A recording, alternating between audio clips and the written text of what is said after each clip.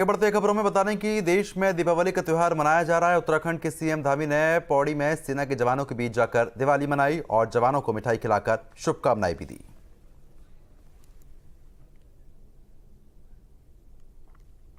कोटि कोटि नमन करता हूं जिन्होंने देश की आजादी के लिए हो या देश की आजादी के बाद हम सब की रक्षा के लिए अपने प्राणों का बलिदान दिया है। साथियों, हमारी सेना न तो तब पीछे हटी थी और न ही अब पीछे हटती है, क्योंकि हमारी सेना अब अच्छी तरह से जानती है कि दुश्मन का जवाब किस प्रकार से देना है। एक समय हमको याद होगा कि हमारे सैनिकों को जो रक्षा के मोर्चों पर हमारे लिए तैनात रहते थे, उनको अगर दुश्मन की गोली आती थी तो उनको दुश्मन की गोली का जवाब देने के लिए आदेश लेना पड़ता था, पूछना पड़ता था। लेकिन हमारे प्रधानमंत्री मोदी जी के बनने के बाद अब देश की सेना को पूछना नहीं पड़ता है कि गोली का जवाब कैसे देना है। अब हमारी सेना गोली का जवाब गोलों से देने का काम करती है और दुश्मन को पूरी तरह से क्या जवाब देना है, सेना पूरी तरह से मुस्तैद रहती है।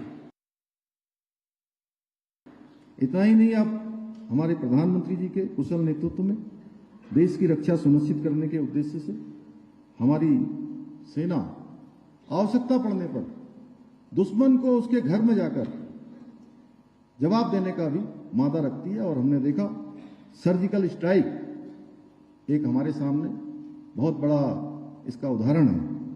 ये भारत की सेना का ही पराक्रम है कि आज पाकिस्तान जैसा आतंकी देश भी सीमा पर कोई तनाव पैदा करने की हिम्मत नहीं कर पा रहा है।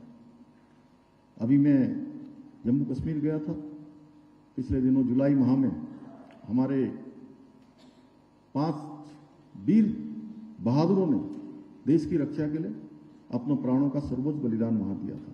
मैं उस स्थान पर जाकर भी मैं चुनाव के संबंध में गया था, लेकिन जैसे ही मुझे बताया कि वह यही क्षेत्र है जहां पर आपके उत्तराखंड के गढ़वाल रेजिमेंट के 5 सैनिक शहीद हुए थे, 5 सैनिकों ने बलिदान दिया था, मैं उनको वहां भी श्रद्धांजलि देने गया था।